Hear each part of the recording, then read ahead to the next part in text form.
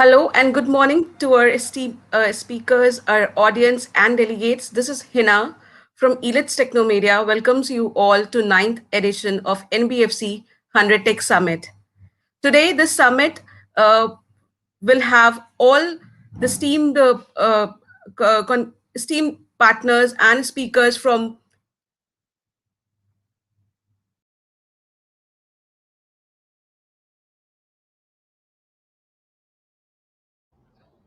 Welcome everyone. I'm Ravi Gupta. I'm CEO and editor-in-chief of the Banking and Finance Post magazine. I'm also the founder of this organization called Elit's Technomedia Private Limited, which is a 15-year-old organization working towards dissemination of um, ideas and practices around innovation in banking sector, governance sector, health sector, and uh, education sector. We published this the magazine called the Banking and Finance Post, which is India's first and the only magazine on innovations in the BFSI sector. I hereby welcome you all to our NBFC Summit, which is a um, an event where we are having the leaders from the NBFC sector, the and where we are going to discuss how IT is changing the whole concept and the vision and the operations and the customer service delivery of the NBFC sector entities, and how it is impacting the customers, how it is impacting the employees of the NBFC sector, how it is impacting the PNL of this sector, and how it is going to impact the long-term growth of the NBFC sector as a whole. So, with these ideas in mind, this NBFC 100 uh, Tech series event has been organized. And as you are aware that Ellets has been organizing several NBFC events across the country from Delhi, Mumbai, Hyderabad, Chennai, Bangalore, uh, Gujarat, and several other states of the country. And we are all aware that NBFC sector has a very, very important role to play in the growth of the nation. And with the COVID-19 situation, the importance of NBFC sector has increased dramatically since a lot of organizations and companies, and especially the MSMEs and SMEs, are facing a lot of financial stress. And to reduce this stress, NBFCs have an important role to provide credit in time and with efficiency. And role of NBFC sector is vital to revive the economy, to create the trillion dollar economy which the government of India has envisioned.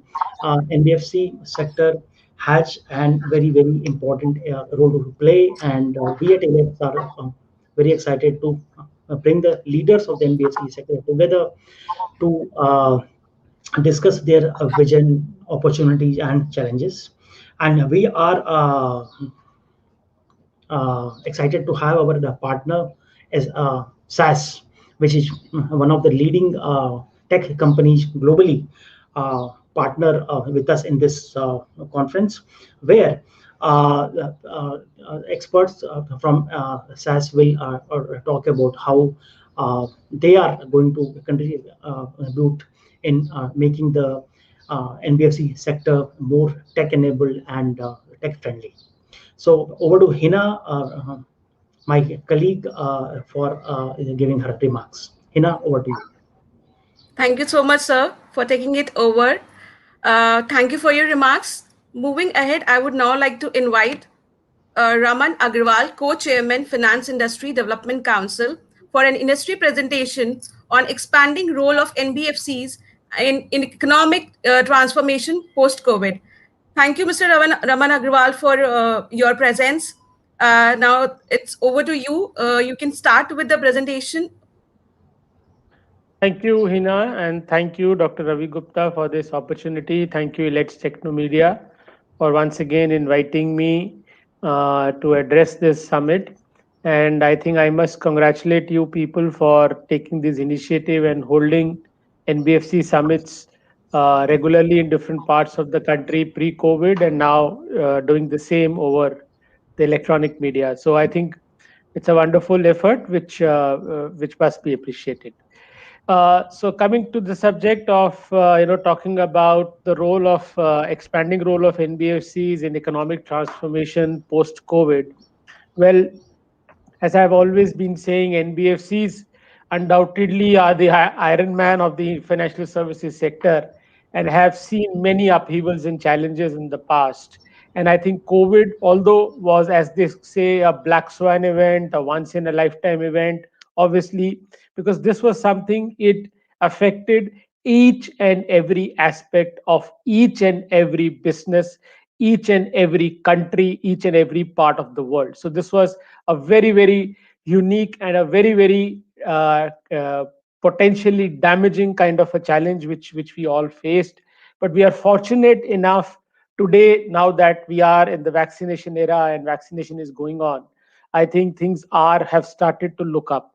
And let me tell you that when this whole thing started, we at FIDC and in the sector were quite worried, because the worst affected segment of the society due to the lockdown driven by COVID were the ones to whom NBFCs catered to. So they were our borrowers. So whether it was a small time shopkeeper, a small time entrepreneur, a three-wheeler driver, or a small truck operator. So all these people were the ones whose livelihood literally came to a standstill, and it was a very, very worrisome situation. For once we were worried that something real catastrophe is going to happen, and it's going to be very challenging for the NBFC sector. But as things rolled out, and I think this I had, as I've always said, NBFCs, because of the key mantra which we followed of maintaining regular contact with the borrower, even in these difficult times, really paid off. And today, as we see now that everything is unlocked, think economy has started moving on. In fact, we are seeing our Indian economy now racing and heading towards a good growth path. We have seen even the NBFC situation to be quite good and okay, I would say. And there are certain figures which RBI has put up, and which clearly lay strength to what I'm saying. And if I can share with you that the today as we stand, I'm told, and during our discussion, that NBFCs in terms of collections are almost at the pre-COVID levels. The asset quality in RBI's own terms, although of course has suffered marginally, but still it continues to be quite resilient and robust. So I think this is something which is really good for the sector. Now, as this sector has always drawn a lot of attention, three recent market developments happened. We saw, a leading vaccine manufacturer getting into the NBFC space. So we saw Mr. Adar Poonawalla buying a controlling stake in one of the leading NBFCs, Magma FinCorp. Then we saw Brookstone investments in Indostar, and then very lately we saw KKR India Financial Services, merging with Incred. So I think these have once again revived and really hottened the NBFC sector. And as I said, NBFC has always been a center of attraction. A lot of foreign attraction investment does come in. So I think this really puts things right in perspective, and NBFC sector is once again all set to go and play a very, very important and in fact expanded role going ahead. So if we look at during the COVID times, and when Government of India came out with that stimulus package, so in this whole vision of Atmanirbhar Bharat and a Atmanirbhar package which was announced, we saw Finance Minister, that means Government of India, clearly laying down measures for NBFCs, because government fully realizes that NBFCs are going to be the real growth engines, especially when it comes to funding MSMEs and funding to the bottom of the pyramid. So I think there were a slew of measures in terms of liquidity, etc., were announced. Then even in the vision of $5 trillion economy, there is a clear role for NBFCs, as I said, providing that last mile credit delivery to the unbanked and the underbanked segment of the society across the country.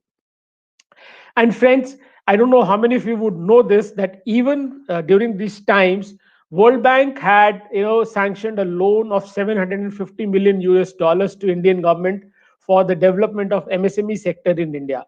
And I was involved in that project with the World Bank, and I'm happy to share that in their report, World Bank identified three key pillars going ahead for development of NBFCs.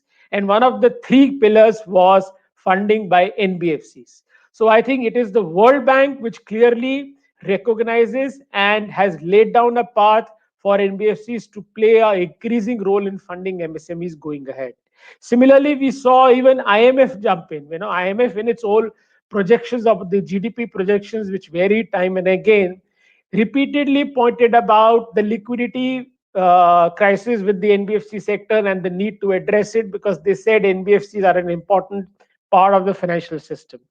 So it's not only the Indian governments, it's not only the Indian society, it's the international apex international bodies like World Bank, which and the IMF, which recognize that role and have pitched in the reports highlighting the important role of the sector.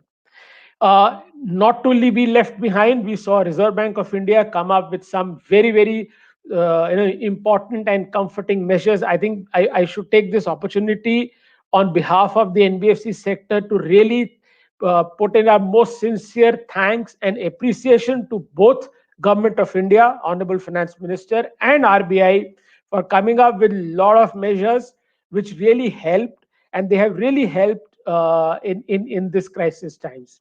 So we saw RBI coming up with liquidity measures through the TLTRO window. We saw TLTRO1, we saw TLTRO2, where RBI even went on to the extent of carving out that at least 50% of the funds should go to small and medium NBFCs.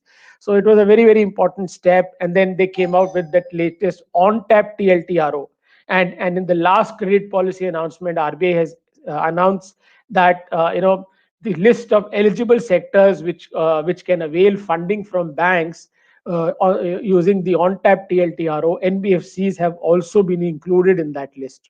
So I think RBI has been doing, in addition to this, RBI came up with extending the window of bank lending to NBFCs for on lending to priority sector as the PSL for banks. Then RBI also came up with measures to do forbearance benefits in terms of asset classification in these difficult times. And then as part of the industry demand, RBI came up with the one-time restructuring scheme, where again NBFCs were very much part, and I think this has also played a very important role. Another flagship scheme which Government of India rolled out was the famous 3 lakh crore emergency credit line, the ECLGS, for the MSME segment. And there, once again, NBFCs have been and continue to play a very, very important role. We've seen the figures, although initially there were some initial hiccups, because in the scheme of things, individuals were not included. So for example, it happens, a lot of individuals run the business in their own names and they don't create a separate entity. So such kind of borrowers were actually ineligible under ECLGS. But we at FIDC pointed out to the Honorable Finance Minister, we are happy that immediately that was rectified and a circular was issued to include such individual borrowers. So all in all these measures really helped, and not only in providing the much needed liquidity, but also ensuring a good continuum path for the NBFC sector. Having said that, let me also point out that while all these measures have been taken, still the challenge for liquidity for a large number of small and medium NBFCs do continue. And that's because, once again, the issue we've been discussing, the point, that credit rating is often made an eligibility criteria, which needs to be rectified. But I'm sure going ahead, there will be measures taken and things will be sorted out. And we will see the liquidity situation, even for the large number of small and medium NBFCs, getting sorted out and addressed to a great extent.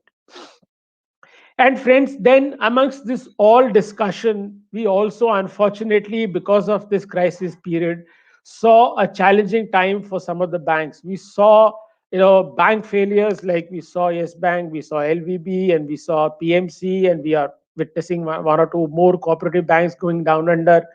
And considering all that in this whole scenario, came up the RBI's discussion paper on revised regulatory framework for NBFCs. Now, what it's a RBI put up a discussion paper saying that we propose to totally revise the regulatory framework, and they asked for feedback. So we've sent our feedback, and now we are awaiting the final guidelines. So what RBI is proposing going ahead is to follow what is they are calling as principle of proportionality when it comes to regulation, and I think it's a very, very laudable and logical step to do, because the tightness or the stringence of the regulatory regime will be related to the size of your operations. So obviously, if you're small, you will be subject to less number of regulation, less stringent. But if you are big, you will be subject to the tightest regulation. So in that, RBI came up with a suggestion of putting NBFCs in 4 layers. So when they say 4 layers, I mean, one, of course, they're talking of the base layer, middle layer, upper layer, and the top layer. Now, before I come to the details, so it's a pyramid kind of a structure, but the top layer is what they are calling as the red zone. So that's going to be kept empty, and that is kept reserved for any NBFC which is under some kind of a stress or which is facing some kind of a challenges. Now, this need not be related to fraud only. It could be a circumstantial stress. So during the course of the off-site and on-site surveillance, which RBI does, if it finds that some of the NBFCs is in a stress and is a big enough size to cause ripples in the system, such NBFCs will be put in the top layer and subject to almost 24/7 kind of a surveillance and guidance by RBI. So that is top layer. Now, coming to the real base layer, as per the revised paper, RBI proposes to increase the entry level of NBFC. So today, if I have to set up a new NBFC, I need just 2 crores of capital. Now, this 2 crore figure, RBI proposes to increase straight to 20 crores. And for the existing players who still don't have that net owned funds of 20 crores or below 20 crores, are proposed to be given 5 years time to reach that level. So I think this is too harsh, and we in our presentation have requested that this 20 should be brought down to 10 crores, going by what's been there for housing finance companies, and considering the current scenario, which will be difficult for small NBFCs to put in that much amount of capital. So I think 10 crores could be logical. Another change which they're proposing is that the definition of systemically important NBFCs will be changed. As of now, if you're a non-deposit taking, of course, deposit taking, all NBFCs deposit taking, whether small or big, are systemically important. But for non-deposit taking, the current rule is that if your asset size is 500 crores and above, only then you are systemically important. Now, they propose to increase this 500 crores to 1,000 crores. And that is where the definition of NDSI, the non-deposit taking systemically important, will get changed. Another important point which they're suggesting, and that's for the base layer, the small NBFCs. That means, so what they're saying that the base layer will be non-deposit taking NBFCs below 1,000 crores who are not systemically important. So they will be in the base layer. And let me tell you that out of 9,600 odd NBFCs registered today, more than 9,100 will fall in the base layer actually. So the sector is such that the companies are very, very small. So their asset size is below 1,000 crores, and their they don't accept deposits. So they more than 9,100 will be in the base layer. For the base layer, and today also, if you are a non-deposit taking company and not systemically important, the rule is that the NPA norms for you are 180 days and not 90-day default. Now, this RBI proposed to change and say that bring it also to 90 days. So it will be now across the board for all NBFCs, the NPA norms will be 90 days, which is also the case for banks.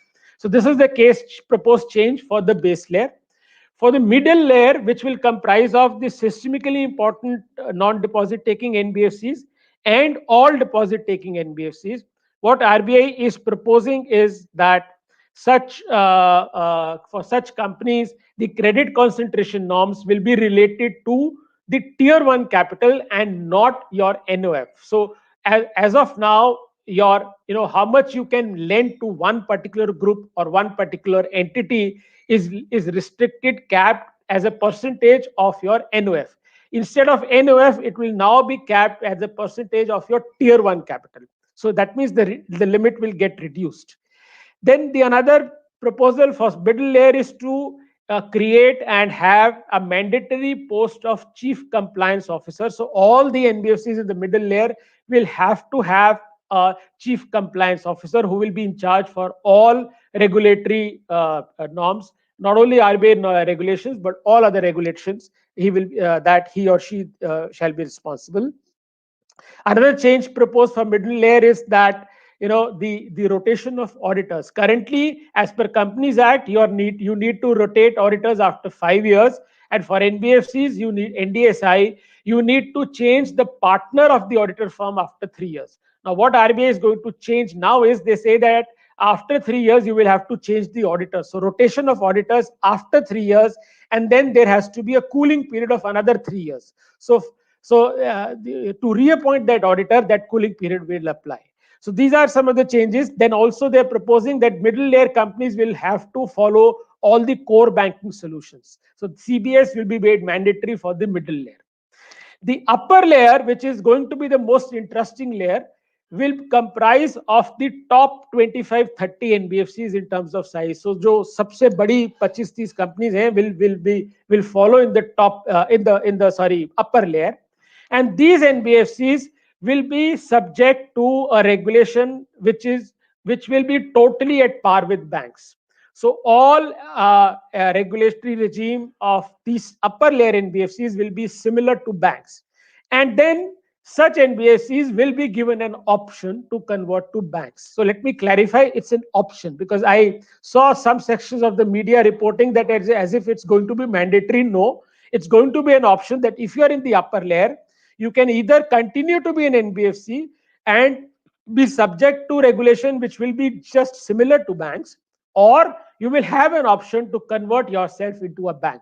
So that is something which is going to be a very, very interesting scenario. So as we see, friends, that as we move on and as things really look up, and I though fingers crossed, I hope we don't see, although we are witnessing again a surge of cases in some parts of the country, but with the vaccination drive in full swing, I hope we will soon come out of this total pandemic scenario. Going ahead, I see a very, very, very exciting time and a scenario for NBFCs. Not only, and obviously, the whole world is looking towards India. Indian economy is expected. People are putting all kinds of alphabets, V-shaped, W-shaped, K-shaped, whatever. But one thing is sure, that Indian economy is going to grow and grow at a very rapid pace, and their NBFCs will have a very, very important role to play. And even equally exciting is that, keeping pace with the scenario, the regulator RBI has come up with a new framework for regulation. So things are going to be very, very interesting, exciting, and I'm sure this sector, as in the past, will continue to attract a lot of attraction, both in terms of investments and technology, because fintechs are playing a very, very important role. And I think that is where Relax Technomedia's efforts also need to be appreciated. So thank you for this time, and thank you this opportunity. Thank you, sir. Thank you for your valuable insight. I think everyone has got a gist of how the role of NBFC is now expanding and changing the economy. Thank you for your valuable, Thank you. sir.